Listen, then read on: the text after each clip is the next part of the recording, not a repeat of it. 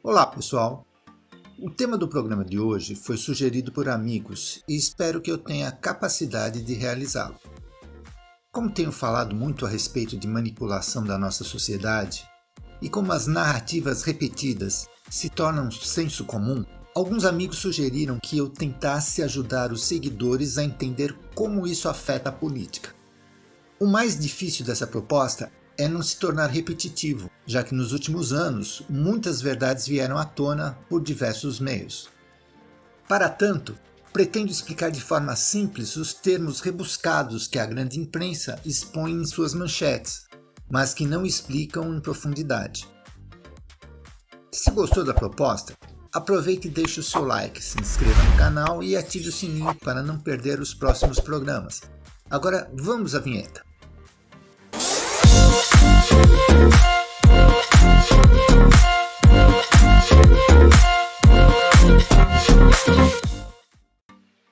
Bem-vindos a mais um Ser Feliz Sendo Idiota.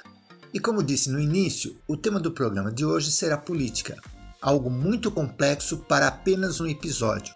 Por isso, eu calculo que precisarei de uma série de 4 programas para que o raciocínio fique minimamente coerente. Assim como eu fiz com o tema fé no episódio 7, vou começar apresentando minhas tendências e meu histórico, para mostrar que não sou isento, coisa que ninguém da grande mídia tem coragem de fazer. Mas como sou idiota, e prefiro que vocês saibam o que vai pelo meu coração, deixo bem clara as minhas preferências. Então vamos lá. Nos primeiros contatos que tive com a política, ainda na adolescência, minha simpatia foi direcionada aos chamados progressistas. Afinal, não há quem não se comova com as causas sociais. Já na faculdade, fiz comunicação, e sim, percebi que os professores tentavam nos levar para o lado mais extremo da esquerda. Muitos colegas aceitaram isso como verdade, mas eu não. Não via nesse caminho o melhor para o país, ainda mais porque, em suas aulas, os mestres exploravam as contradições da sociedade capitalista, mas saíam pela tangente quanto às contradições do socialismo. Por esse motivo abracei a social-democracia, a esquerda que parecia ser o capitalismo do bem, ou um socialismo light. Passado um tempo, vendo a corrupção explodindo nos governos de centro, torci pela vitória de alguém de esquerda. Qualquer um servia, por eu acreditar que eram os mais honestos. Direita, nem pensar. Afinal de contas, a imagem que eu tinha da direita era de ser contra os pobres e a favor dos mega milionários. Quando a social-democracia chegou ao poder com Fernando Henrique, acreditei que finalmente o Brasil cresceria. Mas ele logo se aliou aos mesmos corruptos do centrão e da direita, que no passado tanto mal fizeram ao país. Por fim, Lula assumiu e repetiu as alianças de FHC, aprofundando ainda mais a corrupção. O fim da pobreza tão alardeado nesse período não passava de uma mera peça de marketing. Foi assim que me desiludi da política e percebi que as minhas escolhas sempre foram baseadas em dicotomias, que é a escolha entre o certo e o errado, o bom e mal, corruptos e honestos. Mas a vida não é assim. Ela é muito mais complexa.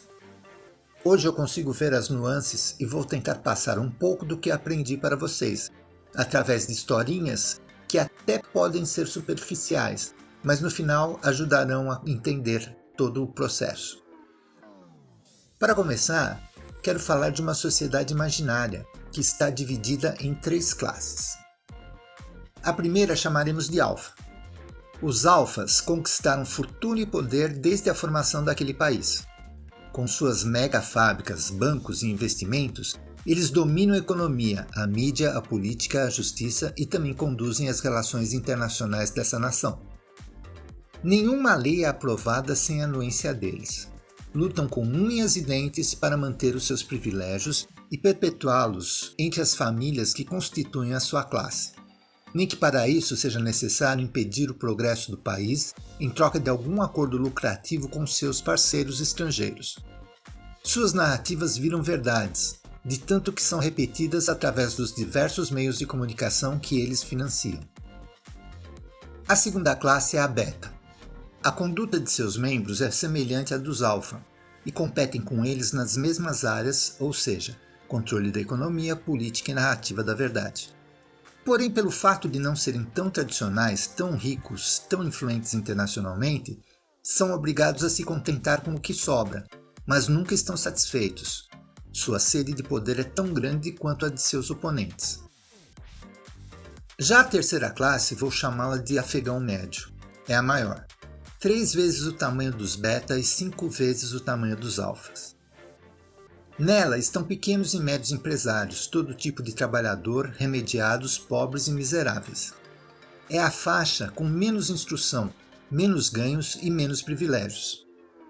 Mas são eles principalmente que sustentam a nação, através dos impostos, já que os alfas e betas, por legislarem as leis aplicadas no país, conseguem escapar de boa parte dessa obrigação.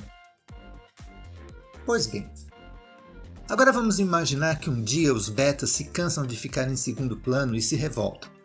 Eles querem depor os alfas, mas para isso precisam da ajuda dos afegãos médios, então apelam para as promessas de acabar com as injustiças, com os privilégios e com a pobreza. Quando os alfas forem depostos, argumentam os betas, os afegãos médios terão mais liberdade, mais oportunidade e mais democracia, já que afegãos e betas formarão um só governo. A ideia cresce e a revolução acontece. Betas e afegãos, em maior número, depõem os alfas. O país comemora o novo governo. Porém, logo depois, os betas tomam a frente e começam a organizar as coisas à sua maneira, por terem mais experiência e mais recursos. Aos poucos, os afegãos médios são deixados de lado e novamente alijados do poder, voltando às suas vidinhas simples.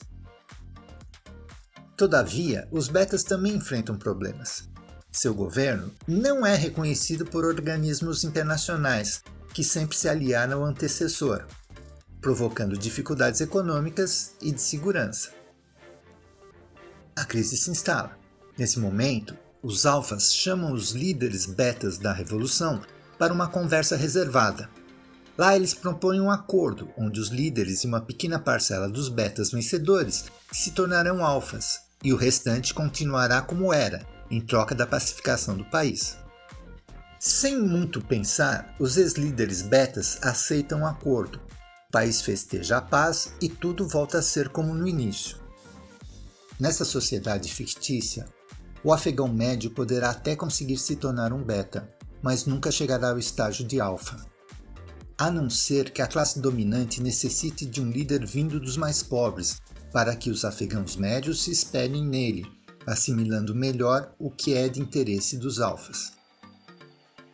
E mais uma coisa, não importa se esse país imaginário é de direita, centro ou esquerda.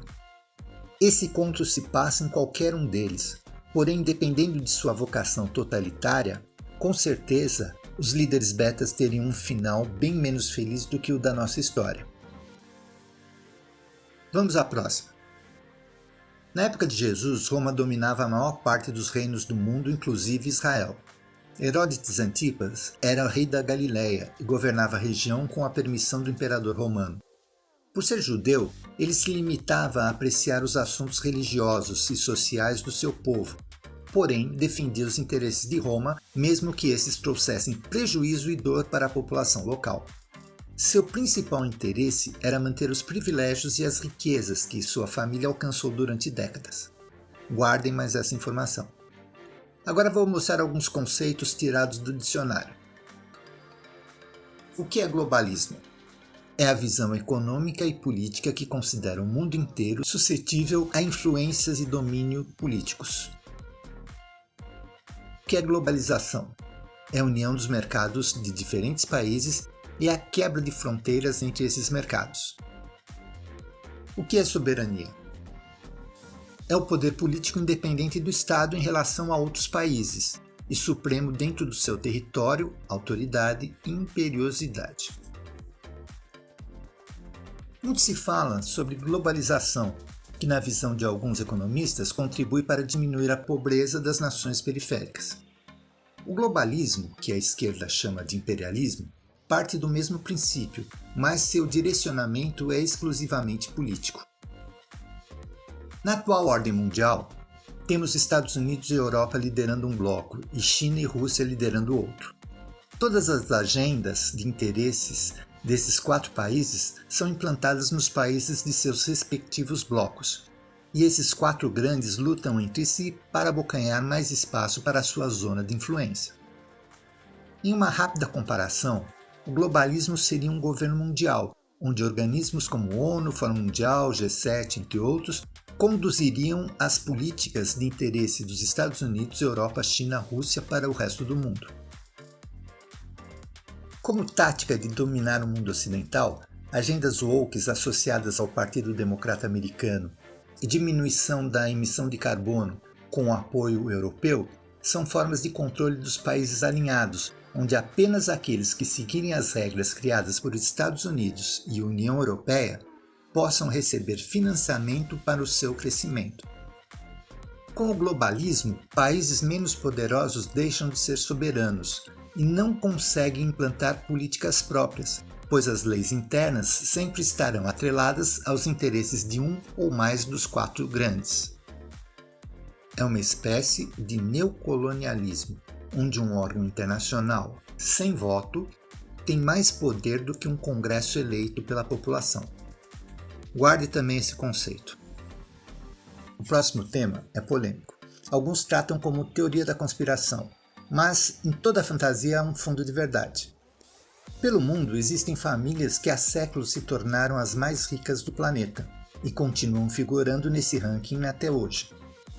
Como era de se esperar, passaram a ter influência na política local e mundial, criando fundações para financiar veículos de imprensa, seminários, fóruns, filmes, documentários, jornalistas, institutos, políticos e mais uma série de expressões político-culturais que defendam a sua visão de mundo. O poder do grupo é tão grande que se diz por aí que estas famílias são as verdadeiras governantes do planeta, influindo na decisão soberana de diversos países, principalmente aqueles do terceiro mundo. Ainda reza a lenda que no século passado eles abraçaram um modelo de Estado máximo, forte que regula tudo, inclusive a economia. Dizem as más línguas que dessa forma eles conseguem controlar melhor o mercado mundial, se livrando de possíveis concorrentes, aquelas empresas menores, e mesmo países pequenos, mais ágeis e com recursos naturais abundantes, que possam vir a impor aos seus oligopólios derrotas comerciais. Esse procedimento também impede o crescimento de políticos avessos ao globalismo, que com seu discurso comprometeriam a atual ordem mundial. Ainda pela ótica da teoria, os interesses desses grupos se sobrepõem à soberania e à democracia de qualquer povo. Com isso, financiam pelo mundo afora revoltas, golpes de estados, ditaduras, acorrentam o desenvolvimento de um país apenas para garantir que o ouro encontrado em uma região miserável, item capaz de tirar essa população da pobreza, não seja explorado hoje e fique lá enterrado até que essas famílias bilionárias necessitem ou descubram uma forma delas mesmas explorarem. Verdade ou não, quando pesquisamos na história do Brasil, vemos alguns nomes que com frequência aparecem financiando ações dentro do nosso país. Não há nada de legal nisso, mas o que chama a atenção é que o dinheiro vai sempre para o mesmo espectro ideológico e, na maior parte, com a tendência de levar o Estado a enfraquecer a livre iniciativa dos cidadãos. Alguns fatos do passado. No século XIX, a família Rothschild esteve diretamente envolvida na independência do Brasil. Seus representantes emprestaram 2 milhões de libras esterlinas a juros muito altos para que o governo brasileiro indenizasse Portugal, conforme acordo, para ter a sua liberdade reconhecida, iniciando assim a dívida externa do nosso país. Consta também que foi um dos membros do Rothschild que facilitou um empréstimo de importância similar em 1903 para que o Brasil, através do Barão de Rio Branco, cumprisse parte do acordo da incorporação do estado do Acre ao nosso território, ampliando a dívida e a dependência do país ao capital estrangeiro. Por volta de 1969, Fernando Henrique Cardoso Depois de seu retorno do exílio, funda o CEBRAP, Centro Brasileiro de Análise e Planejamento, com incentivo financeiro da Fundação Ford. Esse instituto foi fundamental para a formação de vários intelectuais brasileiros progressistas, além de importante centro de estudo da política nacional. Nos dias atuais, vários outros políticos famosos que se tornaram ministros ou mais tiveram seus nomes alçados ao conhecimento da vida pública com a ajuda de algum benfeitor ligado a uma dessas fundações. É interessante notar também que, mesmo depois de conhecidos independentes, todos continuam defendendo a mesma visão de mundo de quem doou os recursos nos primórdios. E o financiamento vai além. Há o caso de veículos de imprensa e várias ONGs beneficiadas. O problema não é ajudar. O problema é que, como diz o jornalista Kim Paim, quem paga a banda escolhe a música. Tudo o que se fala dessas famílias pode ser mera especulação, uma verdadeira teoria da conspiração, mas não custa ficar de olho. Além dos citados acima, observe quantas vezes você encontra o nome do húngaro George Soros e a sua Open Society financiando alguém ou alguma coisa no Brasil. E a Fundação Rockefeller? Procure no rodapé das páginas ou no patrocínio de matérias jornalísticas, ONGs, eventos e outros, se não há uma citação a respeito deles. Com certeza você vai se surpreender. Guarde essa informação também. Talvez essas historinhas não vão fazer sentido agora para você, mas quando começarmos a mostrar o que é centrão, esquerda e direita nos próximos programas, você vai entender o que eu quero dizer. Você notará que existem espalhados no Brasil muitos alfas, betas, Herodes, globalistas e várias fundações internacionais por trás deles. Verá que se você não for dono da sua razão e deixar-se levar pela emoção que a mídia propositalmente faz aflorar no seu coração, com certeza o seu futuro será o que o sistema, ou melhor, os donos do poder, querem que ele seja. Aprenda a pensar sozinho e não apenas repetir o que ouve dizer. Bem, por hoje ficamos por aqui.